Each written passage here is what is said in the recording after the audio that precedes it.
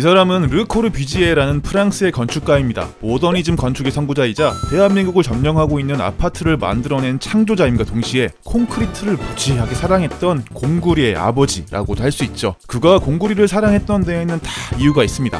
서울 시내 어느 곳의 조감도처럼 보이는 이것은 사실 지금으로부터 무려 100년 전에 르 코르뷔지에가 구상했던 현대도시라는 이름의 신도시 계획도입니다. 제1차 세계대전이 끝나고 프랑스는 아무것도 남지 않는 잿더미 상태였는데요. 시골 사람들이 일거리를 찾아 무작정 대도시로 몰려들자 도시는 집이 없는 노숙자들로 넘쳐났고 이것은 커다란 사회적 문제로 떠올랐죠. 이 문제를 해결하기 위해서 르 코르뷔지에는 무려 300만 명을 수용할 수 있는 거대한 신도시 계획을 야심차게 선보이게 되었는데요. 그것이 바로 지금 보시는 현대도시인 겁니다. 도시 중앙엔 비행기가 이착륙할 수 있는 활주로가 마련되어 있고 그 주위를 콘크리트와 철근으로 만든 60층짜리 십자형 초고층 사무실들이 감싸고 있는데요. 모든 건물들은 공원과 녹지 위에 조성되어 있습니다. 게다가 이 모든 것들은 블록화되어서 막 상용화되기 시작했던 자동차가 다닐 수 있는 큰 길이 도시 곳곳으로 뻗어 있는 것을 볼 수 있는데요. 2019년 대한민국에서 흔히 볼 수 있는 신도시의 모습이 1922년 프랑스에서 이미 탄생했던 것이죠.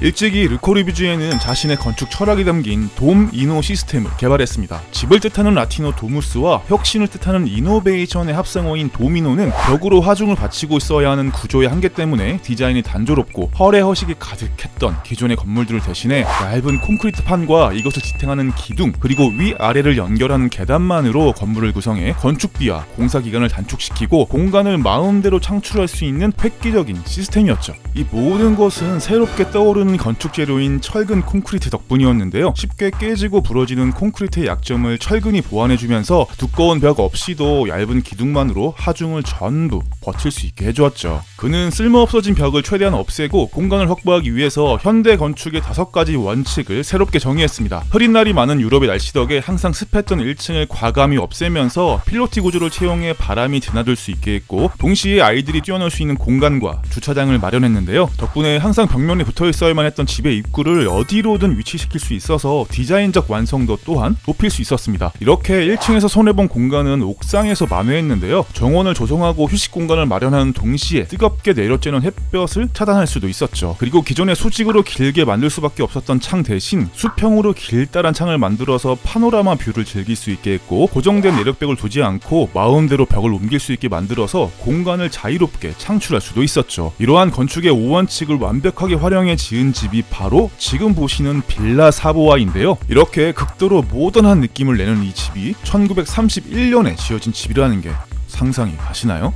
르 코르뷔지에의 이런 건축 철학은 밀집된 대도시에서 살 수밖에 없는 서민들의 생활 환경을 개선하고자 하는 마음에서였습니다. 기존의 벽돌과 돌로 지은 집들은 돈도 많이 들고 공사기간도 길 수밖에 없었지만 전쟁 한 번으로 쓸모없는 폐허가 되는 것을 목격하면서 집은 인간이 살기 위한 기계가 되어야 한다는 신념을 가지게 되었습니다.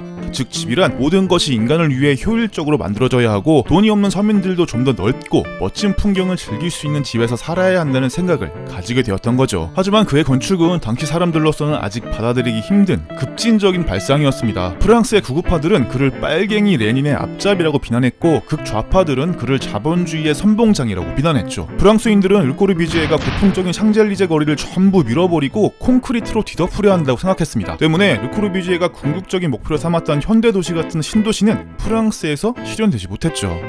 하지만 그에게도 기회는 왔습니다. 유럽이 제2차 세계대전이라는 전화에 휩싸이면서 프랑스가 또다시 잿더미가 되고 만 것인데요. 그는 대대적인 사회 재건 분위기를 이용해 그가 꿈꾸었던 공동주택인 유니테 다비타시옹을 지을 수 있었습니다. 마르세유 이후에 처음 지어진 이 12층짜리 아파트는 1인 가구부터 6인 가구까지 살 수 있는 23개의 다양한 구조가 총 337세대 약 1600명이 머무를 수 있게 설계되었는데요. 1층은 필로티 구조로 만들어서 바람이 통하게 만들고 옥상은 정원과 카페 그리고 유치원과 같은 공동생활시설을 모아놓아서 그가 만든 건축의 원칙을 충실히 지켰습니다. 중앙부에는 약국과 마트, 호텔 같은 상점을 입점시켜서 편의성을 한층 높였는데요. 게다가 규격화를 통해 공장에서 만들어온 조각들을 현장에서 조립하는 형식으로 공사 기간과 비용을 줄이는 혁신도 선보였습니다.